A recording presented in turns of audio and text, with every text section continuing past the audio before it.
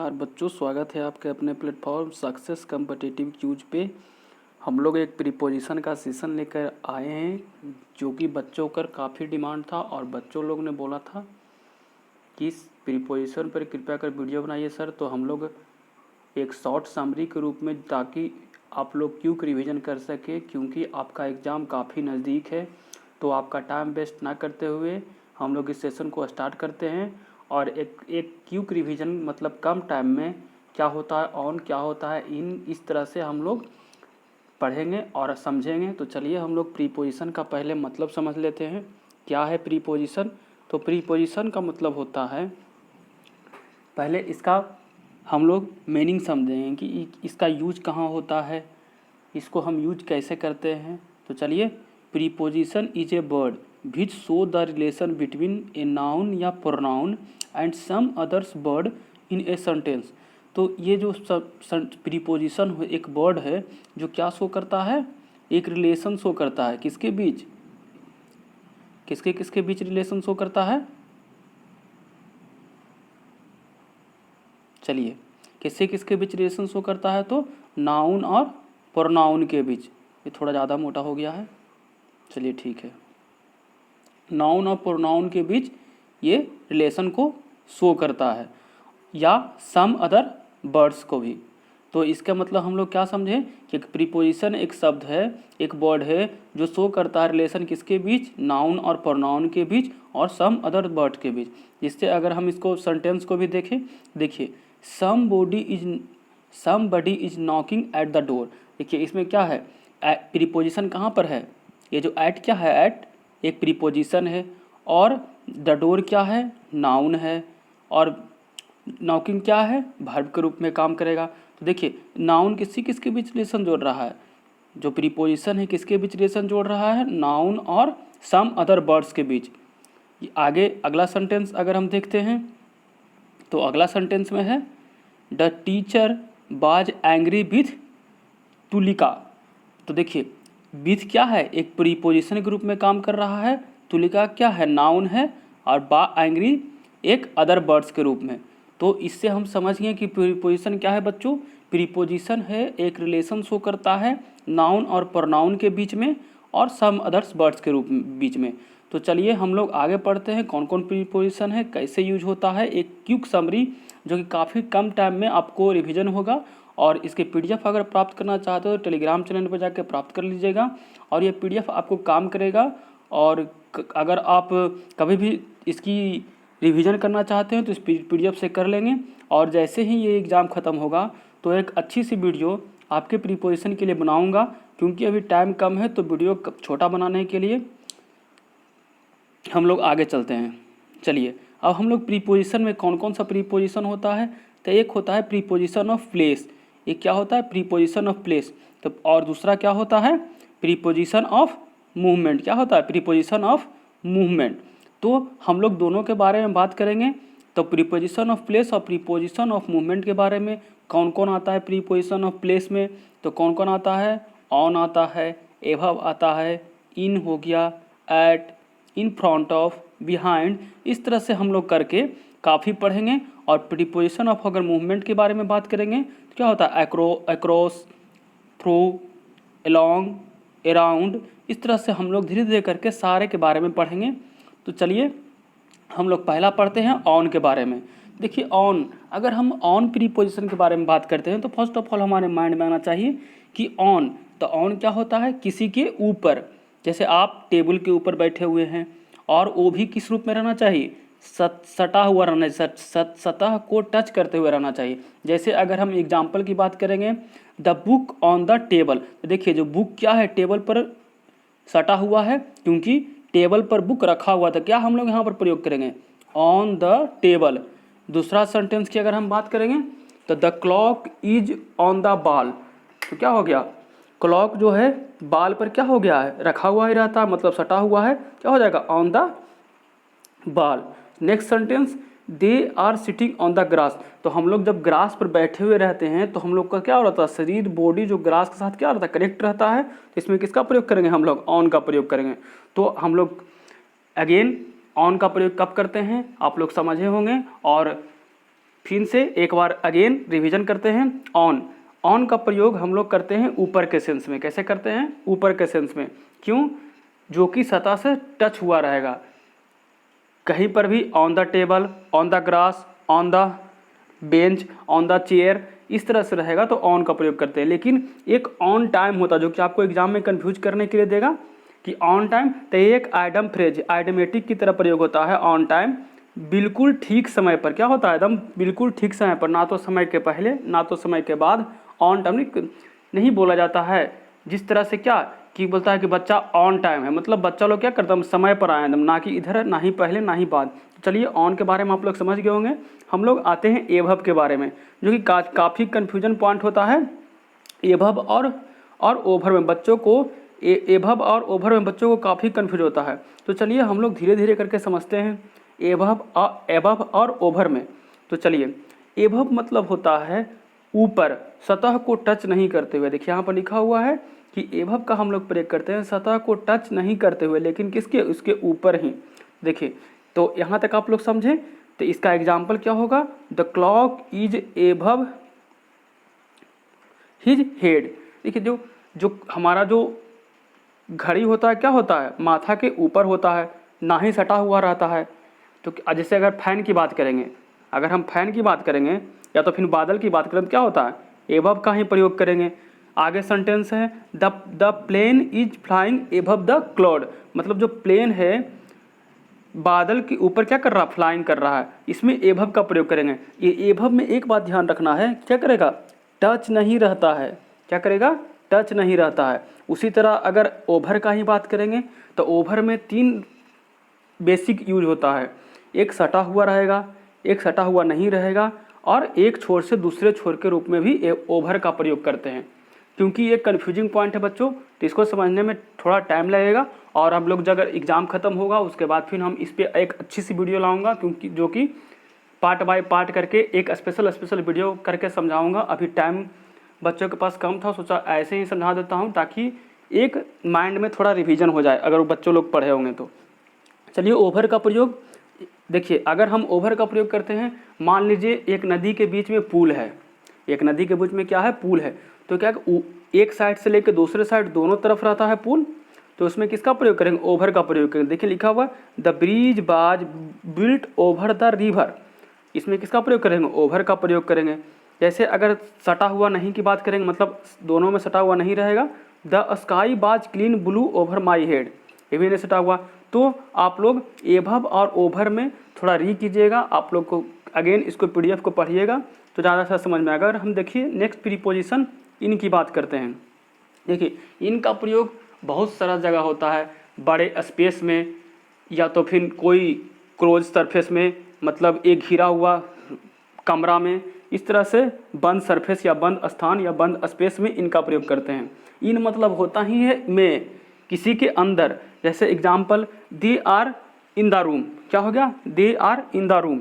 इस तरह से इनका प्रयोग बड़े स्थानों में करते हैं। जैसे बड़े स्थान में they live in the Delhi.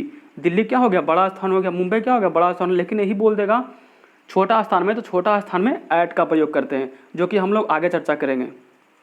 चलिए, ऐट का प्रयोग, ऐट भी आ ही गया यहाँ पर। ऐसे ऐट का हम लोग विशेष चर्चा आगे करेंगे अच्छी तरह से। इसमें ऐट थोड़ा सा कम समझाया गया है, आगे में अच्छी तरह समझाया गया। ऐट का प्रयोग ऐसे करते हैं, कोई लोकेशन में, कोई पॉइंट में, कोई निश्चित समय पर, कोई निश्चित जगह पर छोटे स्थान के पहले ऐट का प्रयोग करते हैं। जैसे I live in Bihar Sharif, तो बिहार क्या हो गया? एक बड़ा स्थान हो गया, अब बिहार शरीफ एक छोटा स्थान हो गया। तो छोटे स्थान के पहले किसका प्रयोग?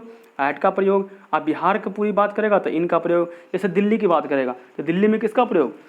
इनका प्रयोग। अगर दिल्ली की कोई नोएडा, दिल्ली के अंदर कोई अगर बात करेगा नोएडा या तो छोटे शहर की बात करेगा तो क्या करेगा? उसमें इनका प्रयोग होगा। चलिए आगे हम लोग इन प्री पढ़ लिए। अब हम लोग नेक्स्ट प्रीपोजिशन पढ़ते हैं इन front of. In front of मतलब क्या होता है? आमने सामने, मतलब एकदम सामने। जैसे मान लीजिए दीवार के सामने गेंद आ गया, तो इसमें किसका प्रयोग हम लोग करेंगे? इन फ्रंट ऑफ। मान लीजिए आप चल रहे हैं, स्कूल जा रहे हैं और आपके सामने एक बस आ गया, तो इसको किस में प्रयोग करेंगे? इन फ्रंट ऑफ। उसी तरह से इन फ्रंट ऑफ मतलब होता है एकदम आमने सामने। तो the ball is in front of the box. In front of भी समझ गए होंगे।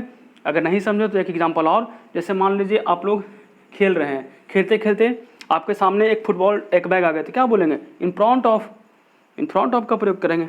आगे अगर हम नेक्स्ट प्रीपोजिशन बिहाइंड की बात करते हैं तो बिहाइंड मतलब क्या होता है, पीछे। जिस तरह से इन फ्रंट ऑफ था उसी तरह से बिहाइंड। इन फ्रंट ऑफ मतलब हम लोग किसका प्रयोग करते हैं इन फ्रंट ऑफ में, आगे की ओर, और बिहाइंड मतलब हो गया क्या, पीछे की ओर। ऐसे भी आप लोग अगर कॉल याद करके रखिएगा कि बिहाइंड मतलब होता है पीछे, इन फ्रंट मतलब होता है आगे, तो इससे आपको सेंटेंस पकड़ने में आसानी होगी और आप प्रीपोजिशन वहाँ पर फील अच्छे से कर दीजिएगा। चलिए, तो बिहाइंड मतलब क्या होता है, पीछे। जैसे मान लीजिए आप कोई व्यक्ति जो है कुत्ता पाला हुए है, मान लीजिए एग्जाम्पल तौर पे अगर वह कुत्ता मालिक का ही पीछा करने लगा तो क्या हो जाएगा, बिहाइंड हो जाएगा। जिस तरह से एग्जाम्पल दिया हुआ है, the dog run behind is master, मतलब कुत्ता क्या कर रहा है, अपने मास्टर को ही पीछे कर रहा है। The ball is behind the box, इस बॉक्स के पीछे है। सी हाइड बिहाइंड द ट्री, मतलब वह ट्री के पीछे छिप गया। मतलब आप लोग समझ गए होंगे, इन फ्रंट ऑफ का विपरीत होता है बिहाइंड, एक तरह से ऐसे ही आप लोग याद कर सकते हैं। इन फ्रंट ऑफ मतलब होता है आगे, आमने सामने, और बिहाइंड मतलब होता है पीछे। हम लोग नेक्स्ट प्रीपोजिशन की ओर चलते हैं, अंडर। अंडर, अंडर मतलब होता है नीचे। बोला जाता है the ball under the box, the ball under the table, the ball the cat under the table. इस तरह से हम लोग बात करते हैं किसी के नीचे, लेकिन क्या होगा, सटा हुआ रहना चाहिए। जैसे the ball under the box. चलिए हम लोग आगे की बात करते हैं बिलो का। बिलो मतलब होता है क्या, वो भी होता है नीचे के ही तौर में, लेकिन सट कर नहीं रहेगा। जैसे the ball below the box, the number बाज बिलो 20, मतलब वह 20 के नीचे है, ना कि 20 से सटा हुआ है। इससे आप समझ गए होंगे कि क्या करना चाह रहे हैं। देखिए, अगर एग्जाम्पल में आप लोग रैंक जब लाते हैं, जब नंबर लाते हैं, तो टीचर लोग क्या कहते हैं कि आपका जो रैंक है बिलो 20 है, मतलब क्या है, 20 से नीचे है। तो आप लोग समझ गए होंगे बिलो। अब आ गया नेक्स्ट प्रीपोजिशन नियर। नियर मतलब क्या होता है, आप लोग इससे अगर वर्ड पावर आपके पास होगा तो इससे पता चल जाएगा। नियर मतलब क्या होता है, पास। क्या होता है, पास। मतलब नियर प्रीपोजिशन का अगर फिल इन द ब्लैंक्स में आएगा तो इसमें इसका अर्थ क्या समझना है आपको, पास। The cat is near the room, ऐसे ही इतना ज़रूरी नहीं है। आगे फार फ्रॉम, दूर के सेंस में होता है, ये भी उतना ज़रूरी नहीं है। आइए अक्रॉस, काफ़ी इंपॉर्टेंट है अक्रॉस और through VVI exam point of view से, क्योंकि अक्रॉस और थ्रू सेंटेंस बना के देगा आपको फिलर में और आपको कंफ्यूज करेगा।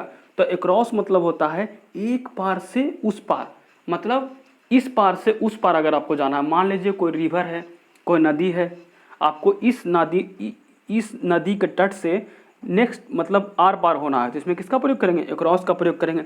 एक तरह से कहने का मतलब एक तरफ से दूसरे तरफ जाने के लिए किसका प्रयोग करते हैं हम लोग, अक्रॉस का प्रयोग करते हैं। जैसे देखिए example, I स्वेम across the river, मतलब हम लोग रिवर को क्या करेंगे, पार करेंगे एक छोर से दूसरे छोर। आगे I drew A line across A page, मतलब एक पेज है उसके पीछे हम एक लाइन ड्रू कर दिया, मतलब एक पार से दूसरे पार पार किए। इसका मतलब किस में प्रयोग करेंगे, अक्रॉस का प्रयोग करेंगे। यहाँ पर फिगर है, ये नदी है, आप बीच में पुल है, इसके अगर हमको पार करना है तो किसका प्रयोग करेंगे, अक्रॉस का पार करेंगे। मतलब अक्रॉस मतलब हो गया एक छोर से दूसरे छोर को पार करना, उसको किसका प्रयोग करते हैं, अक्रॉस का प्रयोग करते हैं। आगे अगर हम थ्रू का बात करेंगे तो इसमें भी वही प्रयोग होता है, एक छोर से दूसरे छोर, लेकिन बंद सतह पर होता है, शुरू से लेके अंत तक इसका प्रयोग यही तक होता है। आइए हम लोग सेंटेंस में एग्जाम्पल से समझते हैं थ्रू का प्रयोग। अगर हम लोग बात करेंगे I went through the tunnel, तो टनल क्या होता है, टनल आप लोग देखे होंगे, टनल मतलब एक तरह से बंद क्लोज सरफेस होता है, क्लोज एरिया होता है जिसमें हम टनल होता है। तो अगर हम ऊंचाई के साथ साथ क्लोज सरफेस को पार करेंगे तो किसका प्रयोग करेंगे, थ्रू का प्रयोग करेंगे। आप लोग समझ चुके होंगे। अगर हम इसकी next sentence I have gone through the book, ये इसका मतलब क्या होगा, हम पूरा किताब को पढ़ लिए हैं शुरू से लेकर अंत तक, तो इसमें भी किसका प्रयोग होता है, थ्रू का प्रयोग होता है। तो आइए हम लोग अक्रॉस और थ्रू को फिर से रिविजन करते हैं अगेन एक बार फिर। अक्रॉस मतलब क्या होता है बच्चों, एक पार से दूसरे पार, मतलब एक तरफ से दूसरी तरफ जाने के लिए किसका प्रयोग करते हैं हम लोग, अक्रॉस का प्रयोग करते हैं। अगर हम थ्रू की बात करेंगे तो क्या होता है, क्लोज सरफेस, क्लोज सतह रहेगा, शुरू से लेकर अंत तक पढ़ने के लिए किसका प्रयोग, थ्रू का प्रयोग करते हैं। आइए हम लोग एलोंग का प्रयोग, एलोंग प्रीपोजिशन का प्रयोग कब करेंगे? सीधे जाने के लिए या समांतर या के बगल में। इस तरह से आप लोग समझ सकते हैं। एलोंग मतलब कब नहीं कहता बोला जाता है along the river, along the street, along the road. इस तरह से हम लोग किसका प्रयोग करेंगे? किसी के साथ साथ, किसी के समांतर, किसी के बगल में क्या करेंगे? इसमें एलोंग का प्रयोग करेंगे। आइए एग्जाम्पल समझते हैं। The line C is walking along the road या रिवर या बैंक। इससे मतलब क्या समझे कि बाल्किंग एलोंग किसके साथ बाल कर रहा है? किसके साथ? रोड के साथ और रिवर के साथ, रिवर बैंक के साथ। इसमें किसका प्रयोग करेंगे? एलोंग का। या तो अगर हम बात करेंगे हाईवे के साथ, ये the line bent along the highway, ये जो लाइन जाता है किसके साथ? हाईवे के साथ जाके मिलता है। ये हो गया एलोंग। एलोंग और अराउंड, जिस तरह से इन फ्रंट ऑफ था और बिहाइंड था, उसी तरह से आप लोग याद कर सकते हैं कनेक्ट करके एलोंग और अराउंड। अराउंड मतलब क्या होगा? चारों ओर, किसी के चारों ओर घूमकर। मान लीजिए यहाँ पर एक अराउंड सर्किल, जैसे आप लोग बड़े बड़े शहर में जब रोड पे क्रॉस करते हैं तो वहाँ पर एक घुमावदार मोड़ मिलता है, तो उसके अगर चारों तरफ घूमेंगे आप लोग तो क्या हो जाएगा? Around the circle. तो इसमें किसका प्रयोग है? अराउंड में। तो आप लोग अराउंड और एलोंग को साथ में कनेक्ट करके पढ़ सकते हैं। एलोंग मतलब होता है सीधे जाना, सीधे किसी के साथ साथ, किसी के बगल में, और अराउंड मतलब होता है किसी के चारों ओर। तो आप ऐसे कनेक्ट करके पढ़ सकते हैं। अब आ गया मोस्ट इम्पॉर्टेंट इनटू, जो कि काफ़ी बार एग्जाम में पूछा गया है। मोशन में बाहर से अंदर जाना। जैसे मान लीजिए आप आए दौड़, आप एग्जाम्पल में, अब बच्चा है नदी में, क्या पता आप लोग तैरे हैं या नहीं तैरे हैं। तो नदी में देखिए गांव में सब लोग क्या करते हैं, बच्चे लोग जो होते हैं एंजॉय करने के लिए दौड़ के जाते हैं, नदी में गोता मारते हैं, नदी में डुबकी मारते हैं। तो उसमें किसका प्रयोग करेंगे हम लोग? इनटू का प्रयोग करेंगे। जैसे छठ पूजा जब होता है बिहार में, तो सब लोग बच्चे लोग क्या करते हैं? दौड़ते हैं, उसको नदी में गोता मार देते हैं। तो उसमें किसका प्रयोग है? मोशन में।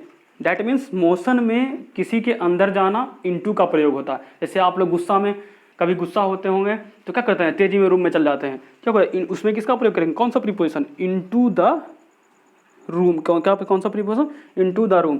The cat is going into the room और he come into the room. तो आपको ये वीडियो कैसा लगा दोस्तों बताइएगा ज़रूर, और लाइक शेयर जरूर कीजिएगा दोस्तों के साथ।